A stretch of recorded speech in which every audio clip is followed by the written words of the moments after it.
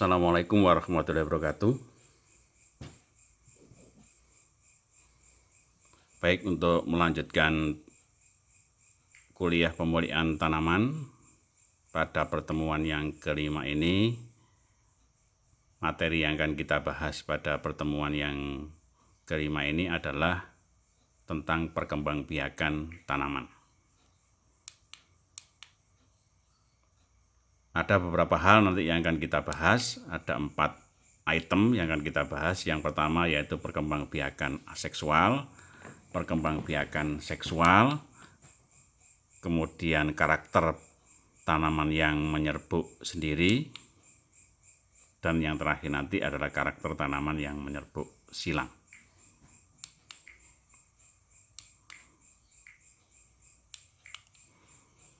Ada beberapa alasan mengapa perkembangbiakan tanaman itu merupakan hal yang penting dalam pemulihan tanaman. Yang pertama, bahwa dengan mengetahui cara perkembangbiakan tanaman, itu kita bisa mengetahui metode apa yang sesuai dengan yang akan kita gunakan untuk pemulihan nanti. Jadi dalam penyilangan 2 tetua, itu kita perhatikan bagaimana karakteristik dari perkembangbiakan tanaman tersebut. Kemudian yang kedua, yaitu tentang cara perkembangbiakan tanaman itu berkaitan dengan cara memproduksi benihnya. Karena setelah pemulihan tanaman, biasanya kalau kita sudah menyilangkan dan menghasilkan tanaman baru, maka benih yang akan kita gunakan untuk tanaman berikutnya itu memiliki karakteristik berbeda untuk merawatnya. Secara garis besar, untuk perkembangbiakan tanaman itu dibedakan menjadi 2, yaitu perkembangbiakan secara vegetatif, dan yang kedua adalah cara perkembangbiakan yang generatif. Perkembangbiakan vegetatif itu merupakan perkembangbiakan melalui bagian dari tanaman itu sendiri. Sedangkan perkembangbiakan generatif itu melibatkan dari 2 tetua, yaitu melalui proses penyerbukan. Kalau lebih dalam kita lihat perkembangbiakan vegetatif, cara perkembangbiakan tumbuhan melalui proses tanpa penyerbukan. Perkembangbiakan vegetatif itu tidak melibatkan 2 tetua, tapi hanya 1 tetua. Karena dari bagian tubuhnya itu nanti yang kita ambil, kemudian kita gunakan untuk memperbanyak.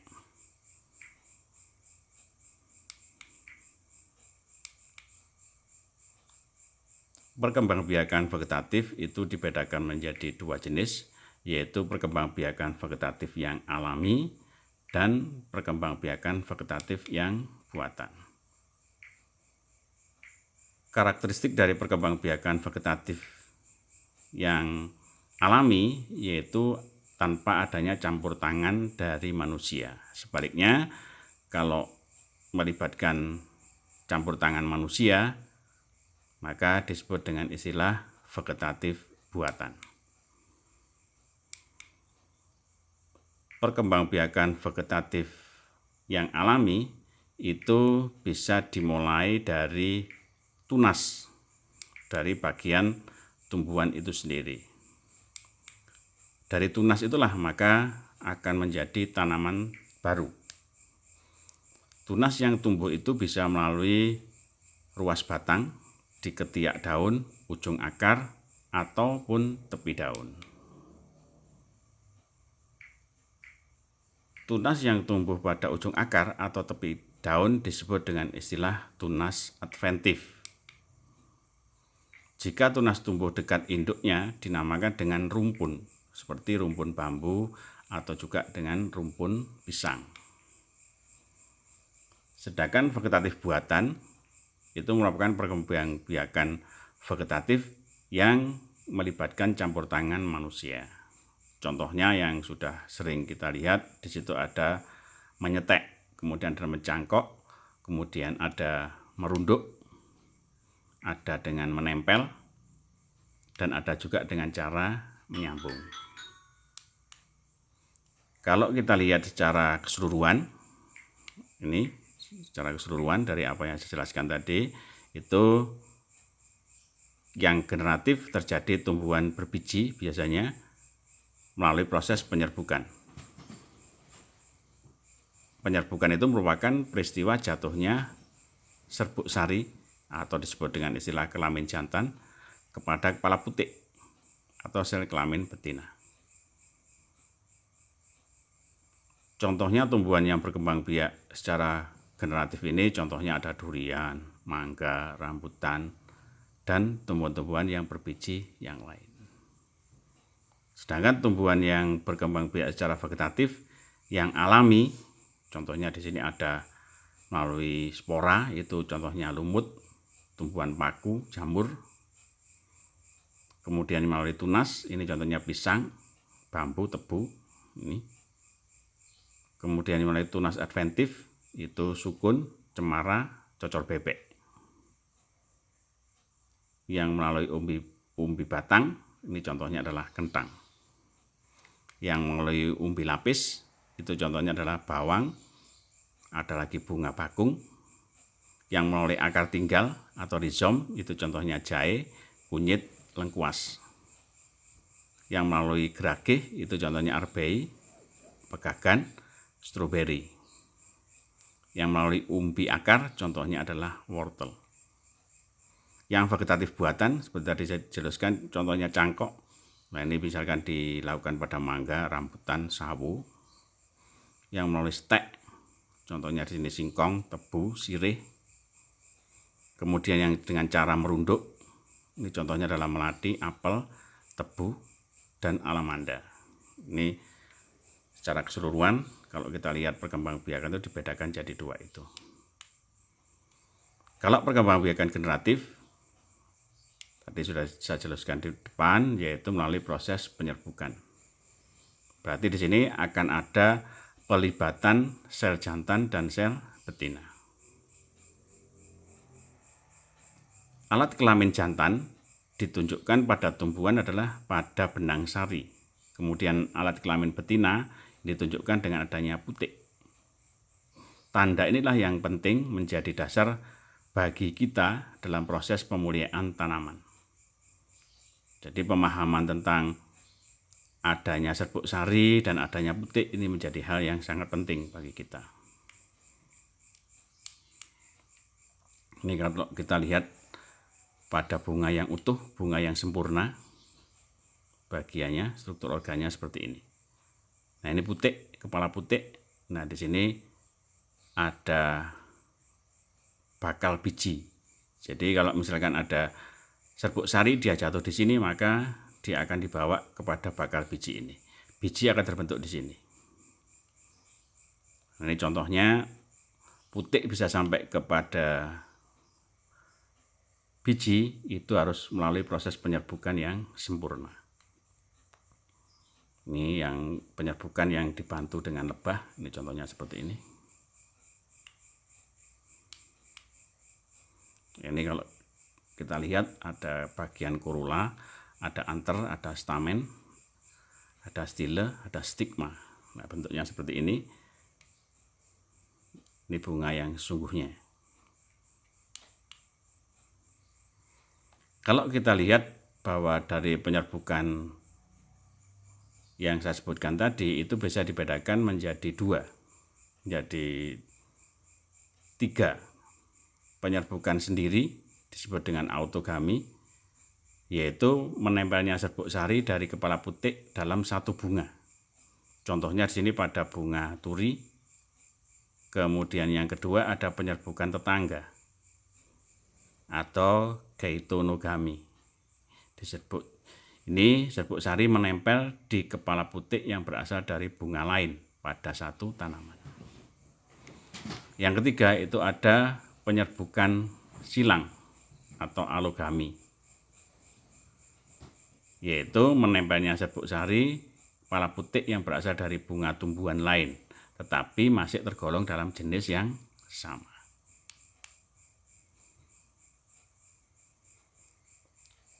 Penyerbukan sendiri pada beberapa jenis tanaman itu bisa gagal. Ada beberapa hal. Yang pertama, di sini ada yang dinamakan dengan istilah dikogami. Masaknya serbuk sari dan putik itu tidak bersamaan. Yang kedua, ada dioecious atau tanaman yang memiliki rumah dua. Nah, jika alat kelamin jantan dan betina keduanya terpisah pada individu yang berbeda, ini masaknya tidak sama, maka dia tidak bisa terjadi proses penyerbukan. Contohnya apa? Contohnya di sini adalah salak. Yang ketiga ada herkogami. Bentuk bunga yang sedemikian rupa sehingga serbuk sari dari bunga tidak dapat jatuh pada kepala putik. Contohnya di sini adalah anggrek dan vanili. Oleh sebab itu maka anggrek dan vanili ini butuh bantuan manusia untuk menyilangkan. Kemudian yang keempat di sini ada heterostili, yaitu bunga mempunyai benang sari dan putik tidak sama panjang. Contohnya apa? Contohnya pada kopi. Ada kina. Nah, ini menyebabkan mereka sering gagal dalam proses penyerbukannya. Kalau kita lihat macam-macam penyerbukannya, itu ada yang disebabkan oleh angin, disebut dengan istilah anemogami. Ada disebut juga zoidogami, itu disebabkan oleh hewan. Ada hidrogami, disebabkan oleh air. Ada juga yang disebut dengan antropogami, itu disebut penyerbukan yang dilakukan sengaja.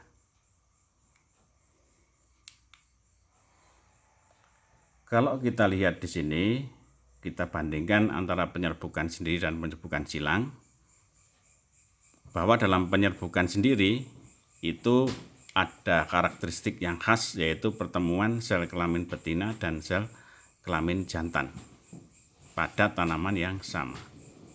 Sedangkan penyerbukan silang itu pertemuan sel kelamin betina dan sel jantan dari tanaman yang berbeda. Tanaman menyerbuk sendiri, sebagian besar penyerbukannya terjadi merupakan penyerbukannya sendiri. Contohnya di sini pada tanaman yang menyerbuk sendiri itu padi, kedelai, kacang tanah. Sifat dari tanaman yang menyerbuk sendiri itu adalah homozigot atau homogen. Nanti kita jelaskan apa itu homozigot.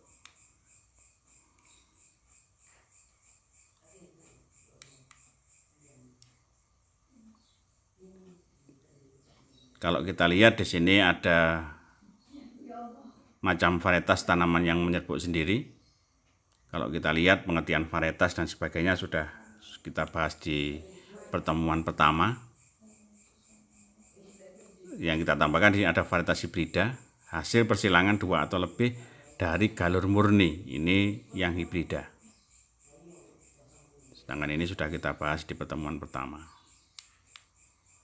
Kalau kita lihat di sini dari aspek genetikanya untuk tanaman yang menyerbuk sendiri itu begini.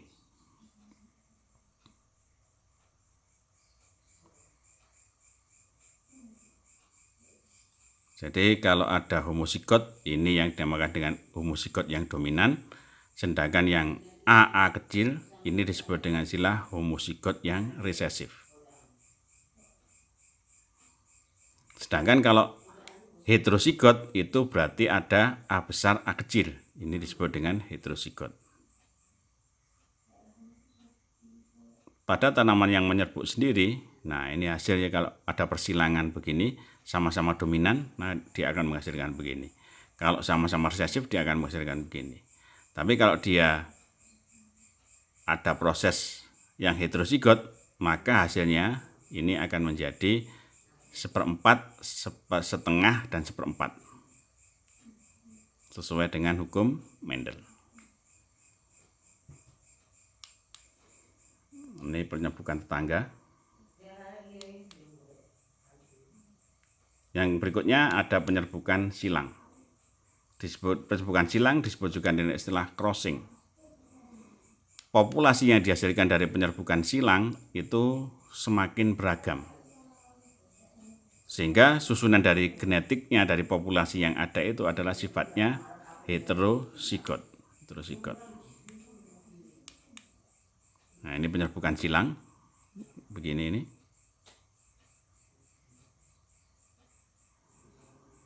Contoh yang paling gampang untuk penyerbukan silang yaitu pada jagung.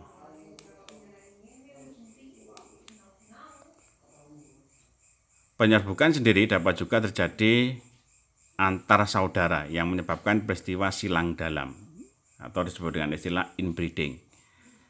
Peristiwa inbreeding itu bila terjadi terus-menerus, maka tanaman menjadi lemah karena munculnya sifat gen yang homozigot resesif.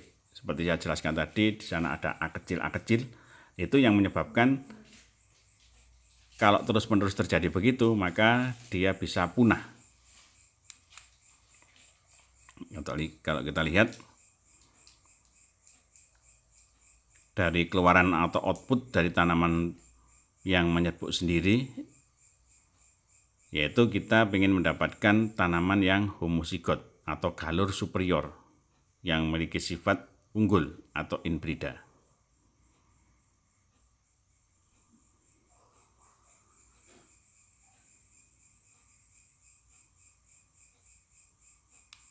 Nah, ini kalau kita lihat bahwa dalam proses kita melihat dia itu homozigot ataukah dia itu heterozigot, yang menandai adalah modelnya begini ini.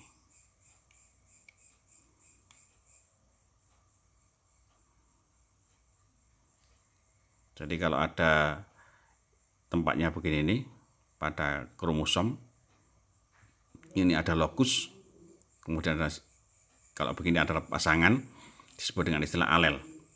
Berarti kalau ada 3 begini ini berarti ada 3 pasang alel.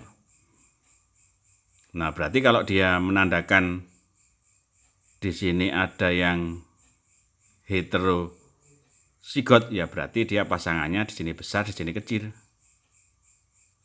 Di sini kecil, di sini besar. Kalau dia menandakan yang homozigot, maka dia menandakan yang sama. Nah, begini nih. Nah, ini yang heterozigot, ini yang homozigot. Ini juga begitu, biru-biru ini menunjukkan yang homozigot. Ini kita lihat pada bagian kromosom. Nah, kalau kita lihat modelnya tadi yang saya sebutkan, berarti kalau dia heterozigot itu kelihatan begini. Jadi yang kelihatan itu tidak ada hurufnya begini, tapi kelihatan adalah strip-strip seperti ini. Kalau ada A besar itu berarti dia homozigos tapi dia dominan. Tapi kalau dia A kecil, dia homozigot tapi dia resesif. Nah, kalau kita lihat kromosom itu di bawah mikroskop, dia begini ini.